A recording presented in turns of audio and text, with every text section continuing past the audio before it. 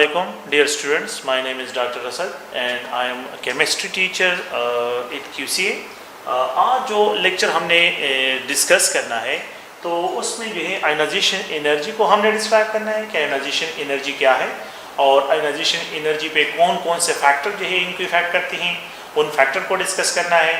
और फिर उसके बाद जो है यही आयनाइजेशन एनर्जी का जो ट्रेंड है पीरियोडिक टेबल में पीरियड थर्ड एलिमेंट्स में जो ट्रेंड है उस ट्रेंड को भी हमने यहाँ पे डिस्क्राइब करना है। सो आयनाइजेशन तो हमने यहाँ पे तीन बेसिक पॉइंट्स को जो है डिस्क्राइब करना है। आयनाइजेशन एनर्जी क्या है, आयनाइजेशन एनर्जी के फैक्टर्स क्या हैं और फिर आयनाइजेशन एनर्जी में क्या क्या जो है ट्रेंड्स हैं पीरियड थर्ड में और वहाँ पे क्या क्या एबनॉर्मेलिटीज़ हैं उन सब को जो है यहाँ पे डिस्क्राइब करना है।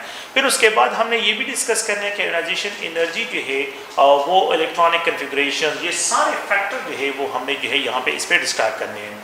सो द फर्स्ट ऑफ ऑल जो है आयनाइजेशन एनर्जी है क्या। Ionisation energy is the amount of energy required to detach an electron from the outer most shell of a gaseous atom. ये पहला पॉइंट आप लोगों ने जहन में बिल्कुल जो है याद रखना है कि atom must be in gaseous state. ये गैसियस स्टेट में होना चाहिए कि एटम हो और वो गैसियस स्टेट में होगा तो आयनाइजेशन पोटेंशियल उस टाइम डिस्क्राइब होगी। अगर किसी जगह पे जो है यहाँ पे एक स्टेट को रिप्रेजेंट नहीं किया है तो ये रॉन्ग जो है आप लोगों के पास आयनाइजेशन पोटेंशियल इसको मैं नहीं कहूँगा। अगर यहाँ पे एल लिखा हो और इसके साथ आयनाइजेशन पोटेंशियल गलत है। अगर किसी जगह पे यहाँ पे सॉलिड लिखा हो, एस लिखा हो और उसके साथ आयनाइजेशन पोटेंशियल वो भी गलत होगा।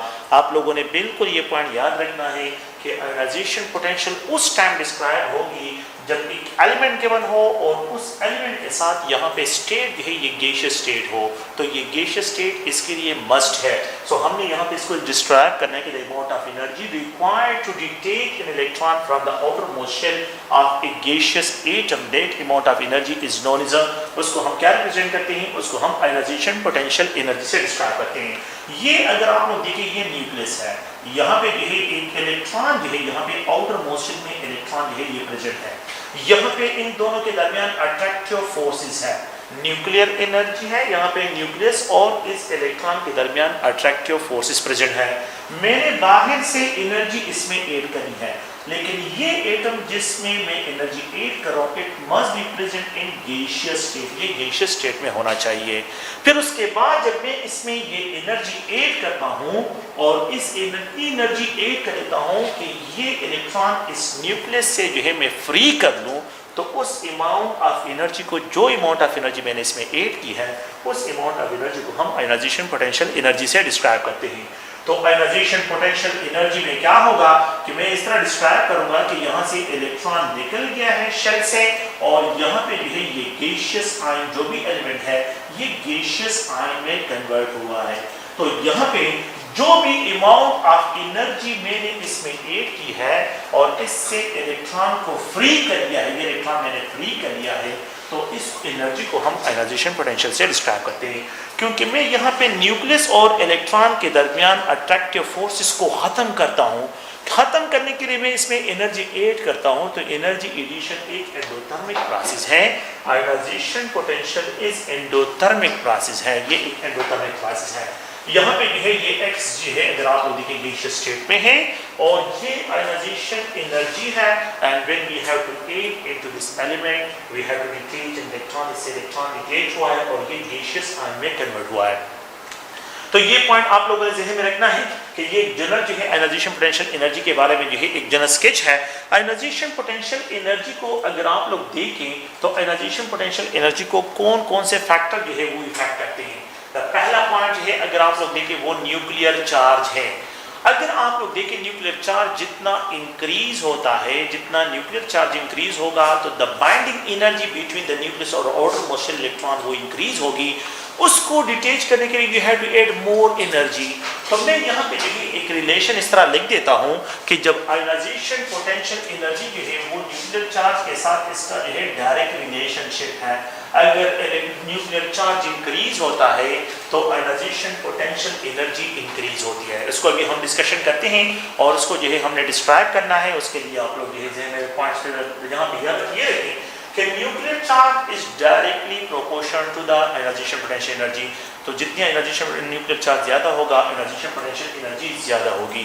फ्रॉम लेफ्ट राइट जब हम जाते हैं तो प्रोटॉन नंबर इंक्रीज होते हैं, proton number means nuclear charge है, तो डेफिनेटली जो है आप लोगों के पास आयनाइजेशन पोटेंशियल जो है इंक्रीज होती है। तो पीरियोडिक टेबल में जब आप फ्रॉम लेफ्ट राइट मूव करते हैं तो आयनाइजेशन पोटेंशियल एनर्जी जो है ये इंक्रीज की तरफ मूव करेगी। इलेक्ट्रोनेगेटिविटी, अगर आप लोग यही जो एलिमेंट लीस्ट इलेक्ट्रोनेगेटिव होगा वो उसकी आयनाइजेशन पोटेंशियल लो होगी, और जिस एलिमेंट की आयनाइजेशन पोटेंशियल एनर्जी ज्यादा है इट मींस वो मोर इलेक्ट्रोनेगेटिव होगा। तो electronegativity have also direct relationship with the ionisation potential. इसको भी अभी हम जो है डिस्क्राइब करते हैं पीरियड्स में, और कॉलम वाइज भी इसको डिस्क्राइब करते हैं आप लोगों को, जो ट्रेंड में मैं डिस्क्राइब करता हूँ। और इस तरह साइज ऑफ द एटम, तो अगर एक एटम का साइज स्मॉल है तो उस पर डेफिनेटली न्यूक्लियर चार्ज ज्यादा होगा, तो उससे इलेक्ट्रॉन को डिटेच करने के लिए ज्यादा एनर्जी रिक्वायर्ड होगी। अगर एक एटम का साइज बड़ा होता है तो न्यूक्लियर पुल का आउटर मोस्ट इलेक्ट्रॉन पे इफेक्ट क्या होगा, वो कम होगा, तो जिसकी वजह से जो है उससे इलेक्ट्रॉन को डिटेच करना वो आसान होता है। तो जब size of the atom increase होता है आयनाइजेशन पोटेंशियल एनर्जी जो है ये डिक्रीज की तरफ मूव करती है, तो ये डिक्रीज की तरफ जो है आ जाती है आयनाइजेशन पोटेंशियल एनर्जी। अगर आप लोग देखिए एक दूसरा फैक्टर है जिसको शील्डिंग इफेक्ट कहते हैं। शील्डिंग इफेक्ट क्या है? शील्डिंग इफेक्ट को हम इस तरह डिस्क्राइब करते हैं कि ये अगर आप लोग देखें ये न्यूक्लियस है, यहाँ पे ये है दो इलेक्ट्रॉन जो है यहाँ पे प्रेजेंट है, दो इलेक्ट्रॉन प्रेजेंट है, यहाँ पे एक इलेक्ट्रॉन जो है अगर आप लोग देखें यहाँ पे ये प्रेजेंट है, तो दो ये न्यूक्लियस जो है अगर आप लोग बोलते हैं न्यूक्लियस का जो अट्रैक्टिव फोर्सेस है इस इलेक्ट्रॉन को होल्ड करते हैं, तो ये इस पे अट्रैक्टिव फोर्सेस एक्सर्ट करता है। लेकिन ये जो इनर्शियल इलेक्ट्रॉन्स हैं ये क्या करते हैं, इस इलेक्ट्रॉन को सिमिलर चार्ज की वजह से रिपेल करते हैं। तो जब ये रिपेल होते हैं तो इस पे जो है attractive force of the nucleus कम होते हैं, तो हम कहते हैं कि इस इलेक्ट्रॉन पे अट्रैक्टिव फोर्सेस न्यूक्लियर के पुल से जो है ये इलेक्ट्रॉन जो इनर्शियल इलेक्ट्रॉन है ये को शील्ड कर रहे हैं, इसको प्रोटेक्ट कर रहे हैं। तो जितनी ज्यादा इलेक्ट्रॉन, यहाँ पे दो इलेक्ट्रॉन का शील्डिंग इफेक्ट ज्यादा होगा। अगर मैं यहाँ पे लेट्स सपोज इस शेल में आ जाए तो यहाँ पे 18 इलेक्ट्रॉन्स हैं या 8 इलेक्ट्रॉन्स हैं, जो भी यहाँ पे हम इसको डिस्क्राइब करते हैं 8 इलेक्ट्रॉन्स हैं या 18 जो भी इलेक्ट्रॉन में जनरल डिस्कशन कर रहा हूँ, तो यहाँ पे आप लोग गौर से देखिए जितना जो है इलेक्ट्रॉन एनर्जी इंक्रीज होंगे शील्डिंग इफेक्ट इंक्रीज होगा और इस इलेक्ट्रॉन को डिटेच करने के लिए low amount of energy required होगी। तो ionisation potential is inversely proportional to the shielding effect. यहाँ पे शील्डिंग इफेक्ट के साथ इसका इनवर्स रिलेशनशिप है। ये पॉइंट्स आप लोगों ने ध्यान में रखने हैं। शील्डिंग इफेक्ट है यहाँ पे। अच्छा, स्टेबल इलेक्ट्रॉनिक कन्फिगरेशन, जब इलेक्ट्रॉनिक एक एलिमेंट है उसका अनस्टेबल इलेक्ट्रॉनिक कन्फिगरेशन है, एक एलिमेंट है उसका स्टेबल इलेक्ट्रॉनिक कन्फिगरेशन है।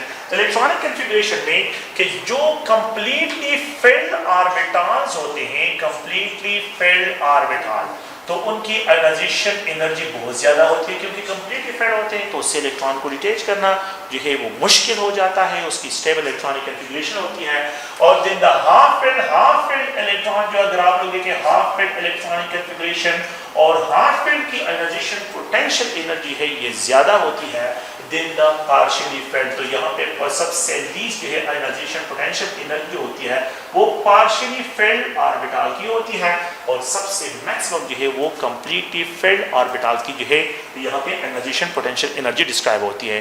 तो आप लोगों ने जो है यहाँ पे इन फैक्टर्स को ध्यान में रखना है। अच्छा, what is mean by penetration effect, उसको जो है यहाँ पे डिस्क्राइब करता हूँ। पेनिट्रेशन इफेक्ट जो है हम यहाँ पे डिस्क्राइब करते हैं कि मेरे पास जो है 3 और सब एनर्जी लेवल्स हैं।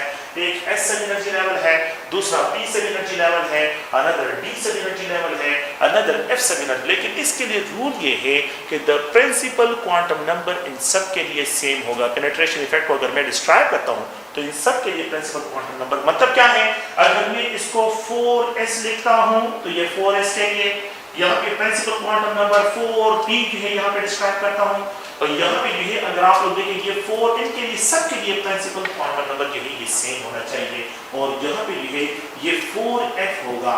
सो इनमें से जो सबसे ज्यादा एनर्जी रिक्वायर्ड होगी in order to detect the electron तो इससे होगा। इसमें इलेक्ट्रॉन की पेनिट्रेशन ज्यादा है क्योंकि एस ऑर्बिटल और स्फेरिकल शेप है और उस पे न्यूक्लियर पुल ज्यादा है।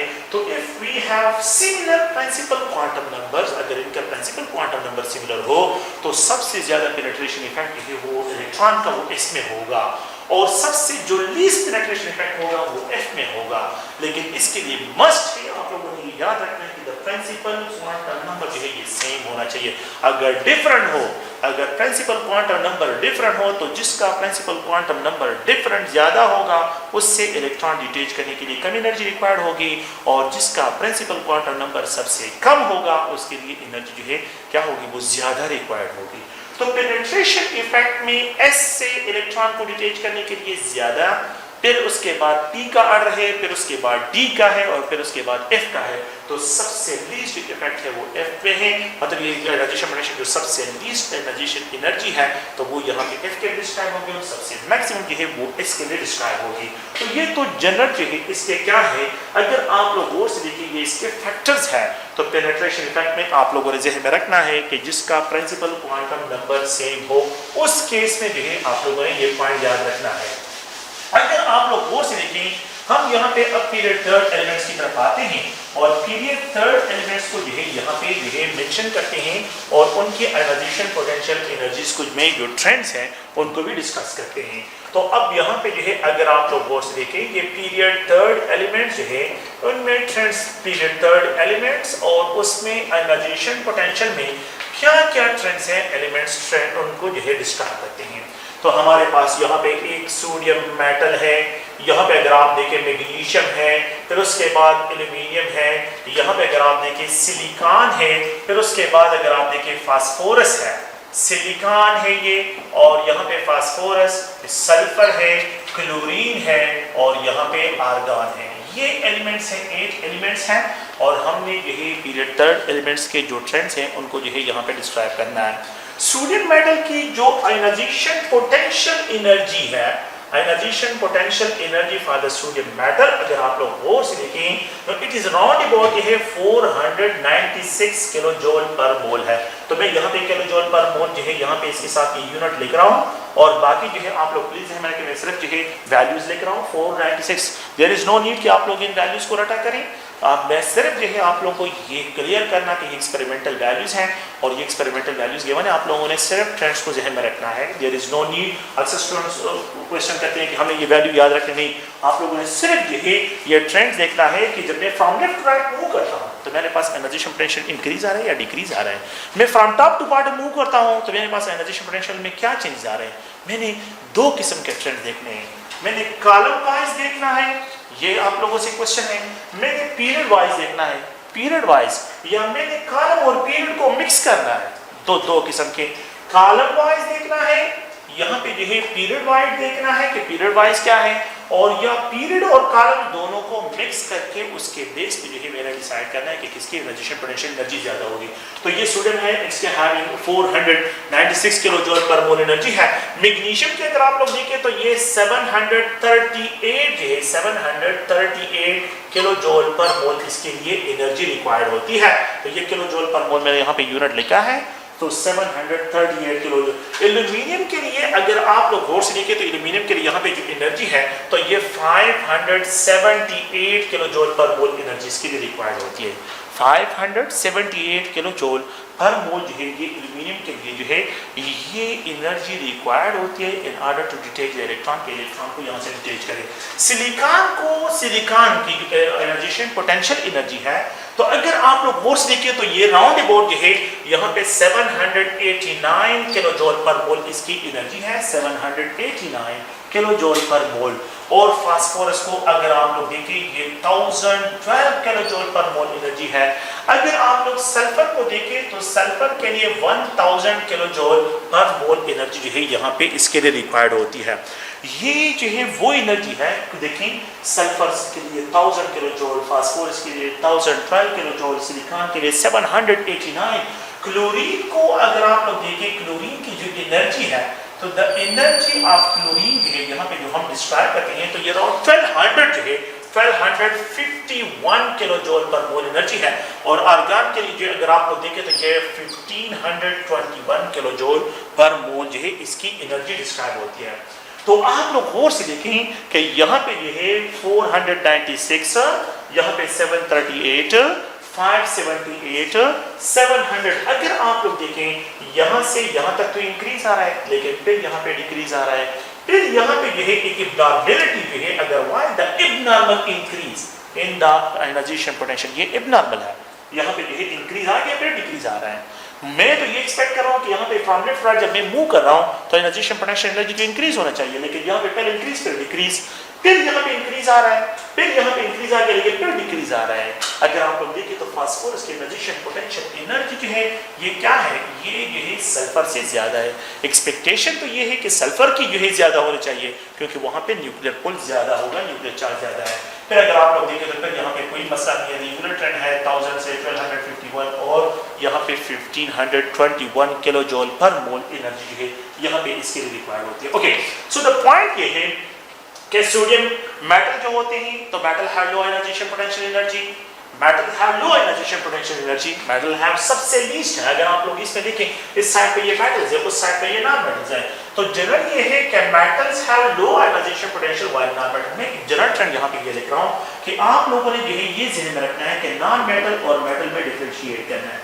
लेकिन जनरल ट्रेंड ये हो गया कि non metals have high ionisation potential while metals have low ionization potential, while metals have low ionization potential, non-metals have high ionization potential while metals have low ionization potential। तो ये पहली पहचान है। अगर आपको कोई ये कहे कि पीरियोडिक टेबल में एक एलिमेंट है और वो लो आयनाइजेशन पोटेंशियल एनर्जी का है तो वो कौन सी साइड पे होगा, वो मेटालिक बिहेवियर शो करेगा या नॉन मेटालिक बिहेवियर शो करेगा। तो डेफिनेटली आपके जहन में ये क्वेश्चन आना चाहिए कि अगर एक एलिमेंट है और उसकी आयनाइजेशन पोटेंशियल जो है वो लो है तो डेफिनेटली वो मेटल के साइड पे होगा। अगर आपको ये कहा जाए कि एक एलिमेंट है उसका आयनाइजेशन पोटेंशियल बहुत ज्यादा है और वो बहुत ज्यादा जो है उसकी आयनाइजेशन पोटेंशियल एनर्जी जो है तो डेफिनेटली वो नॉन मेटल के साइड पे होगा। अच्छा, तो यहाँ पे दूसरा पॉइंट क्या है, एक जो इंटरेस्टिंग पॉइंट है वो भी आप लोग ध्यान में रखें कि जिन एलिमेंट्स की लो आयनाइजेशन पोटेंशियल होती है तो they are good reducing agent. Electrochemistry में भी यहाँ आप लोगों ने पढ़ना है कि ये गुड रिड्यूसिंग एजेंट होते हैं, ये दूसरों को इलेक्ट्रॉन देते हैं, इनका रिडक्शन पोटेंशियल नेगेटिव होता है, इनका ऑक्सीडेशन पोटेंशियल पॉजिटिव होता है। और जिन एलिमेंट्स का आयनाइजेशन पोटेंशियल जो है वो हाई होता है तो ये नॉन मेटल्स होते हैं, ये दूसरों से इलेक्ट्रॉन निकालते हैं, they act as oxidising agent, ये एज अ ऑक्सीडाइजिंग एजेंट काम करते हैं, दूसरों से इलेक्ट्रॉन निकालते हैं। अच्छा, तो अगर मैं आपको ये कहूं कि मेरे पास एक एलिमेंट है वो लो आयनाइजेशन पोटेंशियल का है, दूसरा एक एलिमेंट है वो हाई आयनाइजेशन पोटेंशियल का है, अगर मैं आपको ये कहूं कि ये दोनों मैं कंबाइन कर लेता हूं और इससे XY प्रोडक्ट बन गए तो what will be the expected bond, इनके दरमियान क्या एक्सपेक्टेड बॉन्ड होगा। अगर एक लो है और दूसरा हाई है और इन दोनों को मैं मिक्स करता हूं तो डेफिनेटली आयनिक बॉन्ड की तरफ हम मूव करेंगे। The compound will be described as ionic compound. ये कंपाउंड जो होगा ये आयनिक कंपाउंड होगा। अगर मैं लो आयनाइजेशन पोटेंशियल वालों को हाई आयनाइजेशन पोटेंशियल वालों के साथ मिक्स करके कंबाइन करता हूं तो डेफिनेटली ये कंपाउंड है। ये खैर ये सारे हिंट्स आप लोगों के मैंने लिखने हैं, लेकिन ये जनरल जो है आप लोगों को देखें आप लोग देखें While magnesium have high ionization potential than the aluminium, this is due to the stable electronic configuration.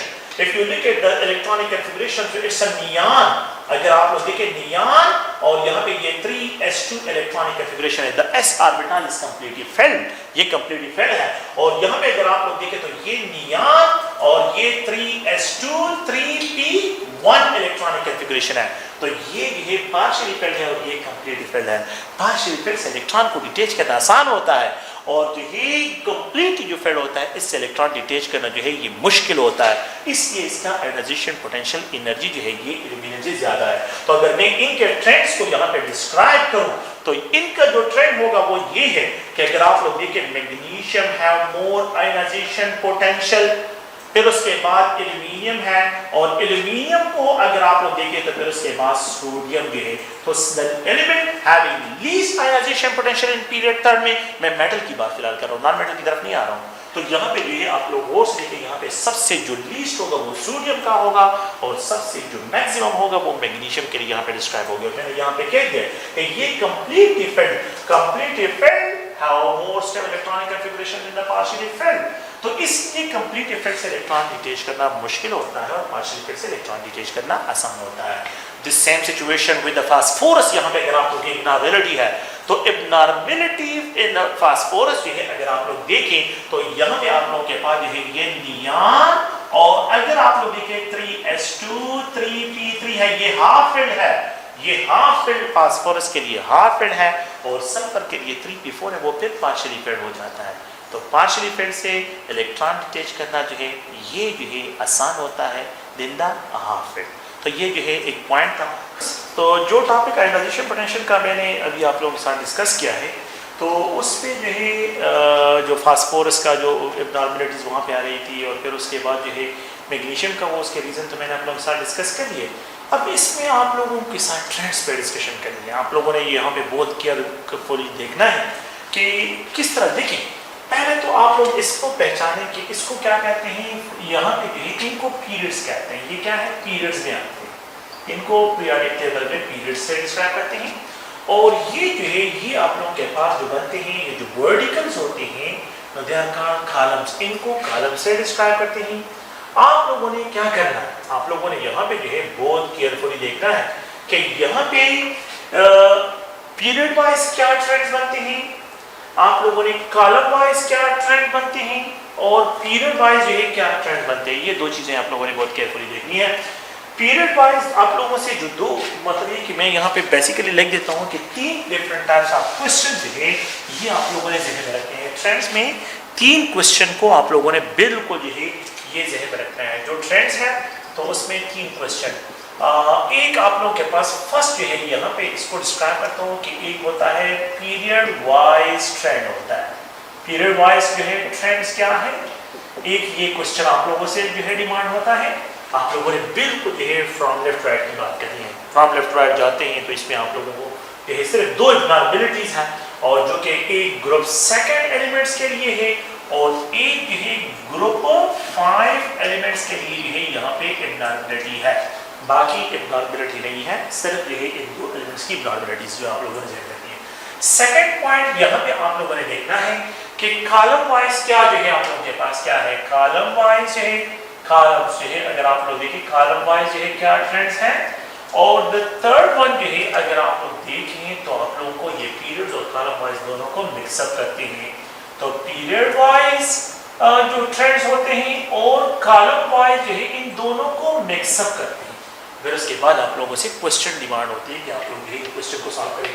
तो सिर्फ इन 2 को आप लोग ज़हन में रखें कि जिसमें एब्नॉर्मलिटीज़ है, बाकी में किसी में एब्नॉर्मलिटीज़ नहीं है। लेकिन ये है कि आप लोगों ने अगर वो कॉलम्स और पीरियड्स को मिक्सअप करते हैं तो आप लोगों ने इसको ज़हन में रखना है। ओके, सो यहाँ पे कुछ मॉडल क्वेश्चन है जिसको मैंने यहाँ पे नोट किया हुआ है। यहाँ पे लिखा हुआ है डायरेक्टली कि elements having maximum ionization energy, कि ऐसे एलिमेंट इसने आइडेंटिफाई करें कि इनमें से कौन सा। तो पहला क्वेश्चन तो यहाँ पे ये है, अगर आप लोग देखें तो ये जो है अगर आप लोग नोट्स देखें ये मैंने लिखा है ए सोडियम मेटल, एल्यूमिनियम है, सिलिकॉन है, फास्फोरस। देखिए सोडियम ये है, एल्यूमिनियम ये है, सिलिकॉन ये है, फास्फोरस ये है। अगर आप लोग देखें मैंने अभी आप लोगों को जो है यहाँ पे क्लियर कट लिखा था कि phosphorus have more ionisation potential, क्योंकि वहाँ पे अगर आप लोग देखें न्यूक्लियर चार्ज भी ज़्यादा है और दूसरा जो है वहाँ पे जो है हाफ-वेव ऑर्बिटल है। तो यहाँ पे जो आप लोग के पास होगा the element having maximum ionization potential, तो इसमें अगर आप लोग देखें तो फास्फोरस जो है यहाँ पे आंसर बनता है, क्योंकि सोडियम फिर उसके बाद magnesium sodium have least while phosphorus have maximum. Phosphorus का सिलिकॉन से ज्यादा है, सिलिकॉन का एल्यूमिनियम से ज्यादा है, और एल्यूमिनियम का सोडियम से ज्यादा है। मैग्नीशियम को यहाँ पे मेंशन नहीं किया है, तो इसलिए आप लोगों ने इसको ध्यान में रखना है। द सेकंड क्वेश्चन जो है अगर आप लोग देखें तो the element having maximum ionization potential energy, कि इसमें से कौन से एलिमेंट की आयनाइजेशन पोटेंशियल एनर्जी मैक्सिमम है। अब आप लोग देखें एक बेरिलियम है, यहाँ पे है बेरिलियम, सोडियम ये है, अगर आप लोग देखें पोटाशियम ये है, ये पोटाशियम है, ये सोडियम है, ये बेरिलियम है, और द लास्ट वन ये है अगर आप लोग देखें तो वो लिथियम है। आप लोग थोड़ा सा गौर से देखिए ये बिल्कुल एल शेप ट्रेंड है, एल शेप बिल्कुल जो है अगर आप देखें तो यहाँ पे जो है फ्रॉम टॉप टू बॉटम और इस टाइम पे तो बिल्कुल ये एल शेप ट्रेंड है। आप इस पे आसान सा क्वेश्चन कि फ्रॉम टॉप टू बॉटम जब मैं जाता हूँ तो एनर्जी पोटेंशियल एनर्जी कम होती है, तो इसकी एनर्जी पोटेंशियल एनर्जी सबसे कम, और इसके एनर्जी पोटेंशियल क्योंकि ग्रुप सेकंड भी है और स्टेबल इलेक्ट्रॉनिक कॉन्फ़िगरेशन भी है, तो इसलिए एनर्जी पोटेंशियल जब इसमें अगर आपको मिक्स करते हैं तो यहाँ पे एनर्जी पोटेंशियल एनर्जी सबसे ज्यादा होगी। सो element having maximum energy potential energy will be for the beryllium, यहाँ पे इसको बेरिलियम से डिस्क्राइब करते हैं। अच्छा फिर नेक्स्ट अगर आप देखिए ये नाइट्रोजन है, ये फास्फोरस है, ये सिलिकॉन है, ये अगर आप लोग देखिए नाइट्रोजन, ये फास्फोरस, ये सिलिकॉन और ये एल्यूमिनियम। आप लोग देखिए बिल्कुल जो है यहाँ पे भी आप लोग जो है बिल्कुल एल शेप जो है अगर आप लोग देखें आप लोगों को जो है यहाँ पे भी एल शेप है ट्रेंड नजर आ रहा है। आप लोग देखें एल्यूमिनियम, सिलिकॉन, फास्फोरस, इन तीनों नाइट्रोजन को इग्नोर करें तो इन तीनों में सबसे ज्यादा आयनाइजेशन पोटेंशियल एनर्जी जो है वो इन तीनों की अगर मैं बात करूँ तो फास्फोरस की है, फिर उसके बाद सिलिकॉन, फिर एल्यूमिनियम की। लेकिन फास्फोरस का साइज नाइट्रोजन से क्या है, वो ज्यादा है, इसलिए इससे इलेक्ट्रॉन डिटेच करना आसान है और इससे इलेक्ट्रॉन डिटेच करना सबसे मुश्किल है। तो अगर मैं इस तरह का ट्रेंड देखूं जिसमें पीरियड और कॉलम को मिक्स किया गया है और एल शेप, तो सबसे ज्यादा आयनाइजेशन पोटेंशियल एनर्जी है यहाँ पे अगर आप लोग देखें तो नाइट्रोजन के लिए डिस्क्राइब होगी। अच्छा, अब एक और पॉइंट की तरफ आते हैं, वो भी अगर आप लोग थोड़ा सा और से देखें तो ये जो है आप लोगों के पास डिफरेंट टाइप्स ऑफ ट्रेंड के लिए यहाँ पे मैंने एक और पॉइंट यहाँ पे लिखा है इलेक्ट्रॉनिक कॉन्फ़िगरेशन, तो the element having maximum ionization energy. अब यहाँ पे अगर आप इलेक्ट्रॉनिक कॉन्फ़िगरेशन के बेस पे एक आइडिया लेते हैं और उसको जो है सोडियम है तो सोडियम का इलेक्ट्रॉनिक कॉन्फ़िगरेशन सोडियम आयन, तो ये नियान की इलेक्ट्रॉनिक कॉन्फ़िगरेशन 3s0 है। अगर आप मैग्नीशियम को देखें तो यहाँ पे मैग्नीशियम ऑलरेडी ये गैसियस आयन है, ये ऑलरेडी गैसियस आयन है। अब मैंने यहाँ पे जो है डिस्क्राइब करना है कि इनमें से जो है कौन से एलिमेंट गैसियस आयन की आयनाइजेशन पोटेंशियल एनर्जी सबसे ज्यादा है, ये ईगा के पेपर में प्रेजेंट भी है। तो अगर आप लोग देखें तो ये जो है नियान और ये 3s1 इसकी इलेक्ट्रॉनिक कॉन्फ़िगरेशन है, और यहाँ पे भी है अगर आप लोग देखें तो ये एल्यूमिनियम है, एल्यूमिनियम और एल्यूमिनियम के लिए नियान 3s2 3p0 क्योंकि इससे एक इलेक्ट्रॉन रिमूव हुआ है। और यहाँ पे अगर आप लोग देखें सिलिकॉन के लिए ये नियान है, और अगर आप देखें तो ये 3s2 और 3p1 इसकी इलेक्ट्रॉनिक कॉन्फ़िगरेशन है। The most stable electronic configuration in ions में जो है वो सोडियम की है, क्योंकि ये नोबल गैस इलेक्ट्रॉनिक है। तो अगर नोबल गैस इलेक्ट्रॉनिक कॉन्फ़िगरेशन एक एलिमेंट एक्वायर करता है तो फिर उससे इलेक्ट्रॉन डिटेच करना बहुत मुश्किल हो जाता है। तो आप लोग देखें कि यहाँ पे जो है सबसे ज्यादा आयनाइजेशन पोटेंशियल इन आयंस में आप लोगों ने देखना है कि किसकी इलेक्ट्रॉनिक कॉन्फ़िगरेशन जो है वो मोस्ट स्टेबल है। तो जिस आयन की इलेक्ट्रॉनिक कॉन्फ़िगरेशन स्टेबल होगी उससे इलेक्ट्रॉन को डिटेच करने के लिए ज़्यादा से ज़्यादा एनर्जी रिक्वायर्ड होगी। तो यहाँ पे ये सोडियम गैसियस आयन से electron second ionization potential energy इसकी बहुत ज़्यादा होगी। तो यहाँ पे आप लोगों ने भी ये पॉइंट याद रखना है। अच्छा, एक और क्वेश्चन यहाँ पे जो है मैं लिख देता हूँ और वो क्वेश्चन भी आप लोगों ने थोड़ा सा और से देखना है। और वो क्वेश्चन क्या है, वो क्वेश्चन ये है कि अगर आप लोग देखें वो क्वेश्चन जो यहाँ पे मैं मेंशन करता हूँ वो ये है कि एलिमेंट हैविंग जो है मैक्सिमम आयनाइजेशन पोटेंशियल, मैं यहाँ पे एलिमेंट को मेंशन नहीं कर रहा हूँ, मैं यहाँ पे इलेक्ट्रॉनिक कॉन्फ़िगरेशन को मेंशन कर रहा हूँ। तो यहाँ पे ए है, ये बी है, ये सी है और ये डी है। आपने क्या करना है, प्रिंसिपल क्वांटम नंबर को भी देखना है और स्टेबल इलेक्ट्रॉनिक कॉन्फ़िगरेशन को भी देखना है। मैं यहाँ पे लिख देता हूँ, अगर आप देखें नियान और यहाँ पे जो है ये 3s1 है, यहाँ पे जो है ये नियान और अगर आप लोग देखें तो 3s2 है, यहाँ पे अगर आप लोग देखें नियान और यहाँ पे जो है अगर आप देखें तो ये 3s2 3p2 इलेक्ट्रॉनिक कॉन्फ़िगरेशन है। Which of the following element have maximum ionization potential energy. तो अगर आप लोगों को एलिमेंट गिवन ना हो और इलेक्ट्रॉनिक कॉन्फ़िगरेशन गिवन हो तो आपने क्या करना है, इसमें the most stable electronic configuration को पॉइंट आउट करना है कि which of the following is the most stable electronic configuration. तो मैं यहाँ पे एक और इलेक्ट्रॉनिक कॉन्फ़िगरेशन को 1s2 2s2 एंड 2p, ये है यहाँ पे अगर आप लोग देखें p4 2p 3 इलेक्ट्रॉनिक कॉन्फ़िगरेशन को भी यहाँ पे मेंशन कर रहा हूँ। तो 2p 1s2 2s2 2p3 electronic configuration को भी यहाँ पे मेंशन कर रहा हूँ। तो आप लोगों ने क्या करना है, आप लोगों ने यहाँ पे बहुत केयरफुली देखें, ये बिल्कुल इलेक्ट्रॉनिक कॉन्फ़िगरेशन सोडियम का ही है, ये इलेक्ट्रॉनिक कॉन्फ़िगरेशन जो है मैग्नीशियम का है। अगर आप लोग ये यहाँ पे ये सोडियम के लिए है, ये अगर आप लोग देखें ये मैग्नीशियम के लिए है, ये इलेक्ट्रॉनिक कॉन्फ़िगरेशन जो है अगर आप लोग और देखें तो ये इलेक्ट्रॉनिक कॉन्फ़िगरेशन सिलिकॉन के लिए है और ये इलेक्ट्रॉनिक कॉन्फ़िगरेशन जो है ये जो है नाइट्रोजन के लिए है। एलिमेंट हैविंग जो है यहाँ पे ये नाइट्रोजन की इलेक्ट्रॉनिक कॉन्फ़िगरेशन है। तो इसका प्रिंसिपल क्वांटम नंबर देखिए ये 3, ये भी 3, ये भी 3, यहाँ भी ये 2 जो है इसका प्रिंसिपल क्वांटम नंबर है, सबसे small quantum number principal quantum number भी है और स्टेबल इलेक्ट्रॉनिक कॉन्फ़िगरेशन है। इसी वजह से जो है द आयोनाइजेशन पोटेंशियल जो है इलेक्ट्रॉनिक कॉन्फ़िगरेशन के बेस पे अगर मैं जो है यहाँ पे डिस्क्राइब करता हूँ तो उसमें द मेन पॉइंट क्या होगा, principal quantum number and electronic configuration, the most stable electronic configuration है, मैंने उसको जो है क्लिक करना है। तो यहाँ पे जो है आप लोगों के पास तो देखें आइंस के बेस पे गिवन हो, आइंस के बेस पे भी स्टेबल इलेक्ट्रॉनिक कॉन्फ़िगरेशन की तरफ जाएं। अगर आप लोगों को पीरियड वाइज गिवन हो तो ग्रुप सेकंड और ग्रुप 5 में जो है ये मसला है, और अगर इसके अलावा उन्होंने आइंस गिवन हो तो आइंस को आप लोगों ने इलेक्ट्रॉनिक कॉन्फ़िगरेशन के बेस पे डिसाइड करना है, और अगर आपको आइंस भी गिवन ना हो, एलिमेंट भी गिवन हो, सिर्फ इलेक्ट्रॉनिक कॉन्फ़िगरेशन गिवन हो तो फिर आप लोग इस पे डिसाइड करें कि यहाँ पे मैंने जो है कौन सा क्या सेलेक्ट करना है। आप लोगों ने जो है इन चीजों को फिर देखना है, ठीक है। इलेक्ट्रॉनिक कॉन्फ़िगरेशन देखिए 3s1, यहाँ पे ये 3s2, ये 3s2 3p2, और यहाँ पे आप देखिए ये 3s2 कंप्लीट डिफरेंट है, लेकिन ये 2p3 ये हाफ एड है। आप इसमें कंफ्यूजन है कि complete different is more stable than the half add, लेकिन प्रॉब्लम ये है कि यहाँ पे प्रिंसिपल क्वांटम नंबर 2 है और यहाँ पे प्रिंसिपल क्वांटम नंबर 3 है। तो जब प्रिंसिपल क्वांटम नंबर 3 होगा डेफिनेटली जो है उस पे न्यूक्लियर पोल कम होगा तो उससे इलेक्ट्रॉन को डिटैच करना आसान होगा। तो इसलिए सबसे ज्यादा जो इलेक्ट्रॉन आयोनाइजेशन पोटेंशियल जो है वो आप लोगों को रिक्वायर्ड होगी, तो वो इस जो कंपाउंड ए बी सी और डी में ऑप्शन है तो वो नाइट्रोजन के लिए यहाँ पे डिस्क्राइब करेंगे, ठीक है।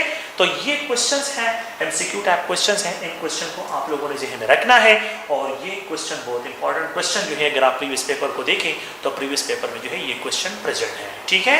तो अच्छा ये जो है मतलब ये आयोनाइजेशन पोटेंशियल एनर्जी से जो है रिलेटेड क्वेश्चंस हैं। इसके अलावा मैं यहाँ पे कुछ और पॉइंट्स को लिख देता हूँ कि यहाँ पे element having low ionization potential, तो जिन एलिमेंट्स की जो है एलिमेंट्स जो है मैं यहाँ पे कुछ पॉइंट्स लिखता हूँ वो आप लोग ज़हन में रखें। एलिमेंट्स ये जनरल पॉइंट्स हैं, having low ionization potential, low ionization energy, तो they are first they are called metals, इनको मेटल्स कहते हैं, they are called metals. Metal जो होती हैं they have low ionization potential, they have low electronegativity, low electronegativity, इनकी electronegativity क्या होगी, इलेक्ट्रोनेगेटिविटी जो है वो जो है बहुत ही लो होगी, इलेक्ट्रोनेगेटिविटी इनकी लो होगी।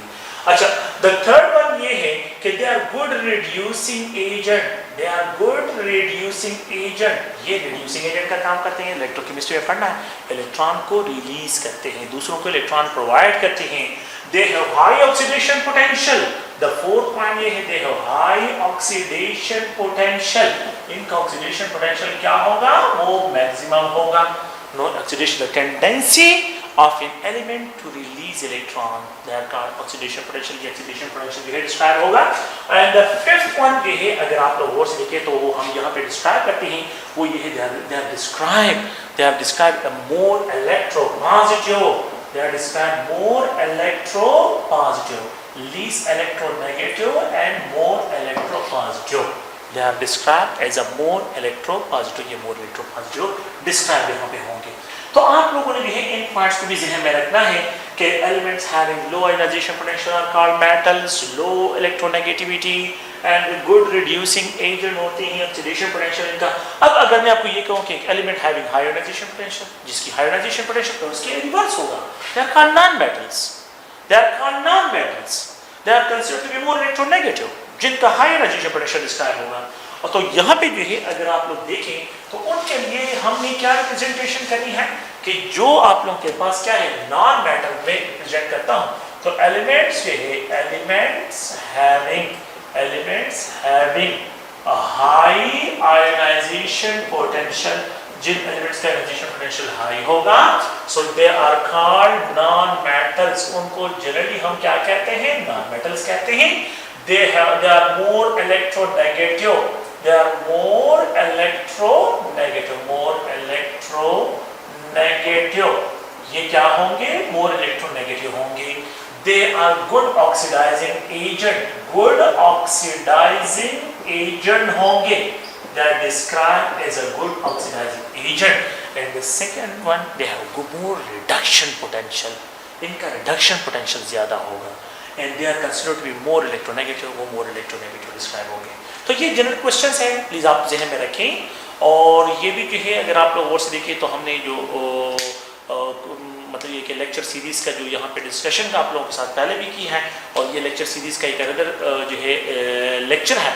अगर आप लोग गौर से देखें हमने जो लेक्चर सीरीज़ यहाँ पे स्टार्ट की है, तो आप लोगों के लिए साथ साथ जो है आप लोगों को ये भी कहूँ कि जब 2 चैप्टर कंप्लीट हो जाए आप लोगों के केमिस्ट्री पॉइंट ऑफ व्यू से जो है, तो फिर उसके बाद फिजिक्स हो जो भी है आप लोगों के 2 चैप्टर कंप्लीट होते हैं, फिर आप लोगों के लिए क्या होगा 100 क्वेश्चन का जो है ऑनलाइन टेस्ट होगा, जो आपके लिए फ्री होगा, बिल्कुल आपको प्रैक्टिस के लिए होगा कि आप लोगों ने किस तरह उस पर प्रैक्टिस करना है। ये भी आप लोग जहन में रखें। ये तो हम जो है फिलहाल जो है आप लोगों के साथ जो डिस्कशन करें कि आप लोगों के जहन में जो है जो क्वेश्चंस होते हैं वो क्वेश्चन किस तरह आप लोगों ने सॉल्व करने हैं, आप लोगों ने किस तरह क्रिटिकली थिंकिंग करनी है। ईटा में सबसे इंपॉर्टेंट चीज़ टाइम मैनेजमेंट है। ईटा में सबसे इम्पॉर्टेंट चीज़ जो है वो प्रैक्टिस है। ईटा में सबसे जो है इम्पॉर्टेंट जो है वो ये है क्रिटिकल थिंकिंग है। क्रिटिकल थिंकिंग करें टॉपिक पे आपने जो है, अगर आप लोग उनको केमिस्ट्री पॉइंट ऑफ व्यू से कॉलम्स जो है और पीरियड्स में डिफरेंशिएट कर सकते हैं, you can easily find the trends के आप ट्रेंड्स में किस तरह जो है क्वेश्चन को सॉल्व कर सकते हैं। तो नेक्स्ट आप लोगों के लिए ये है कि हमने इंशाल्लाह आप लोगों के लिए जो है 100 क्वेश्चन हर 2 चैप्टर के बाद जो रिपीटर्स हैं हमारे स्टूडेंट्स हैं और जो हमारे जो है फ्रेश स्टूडेंट्स हैं, इन सबको जो है प्रैक्टिस में लेके इनको प्रैक्टिस करवानी है। और ये जो है MCQ टाइप क्वेश्चन आप लोगों के लिए 100 क्वेश्चन बनाए जाएंगे। हर 2 चैप्टर्स में आप लोगों के लिए क्वेश्चन बनेंगे और उन पर आप लोगों ने प्रैक्टिस करना है। और उनके लिए आप लोगों ने हमारे स्टूडेंट्स के लिए ये जो है फ्री टेस्ट होगा।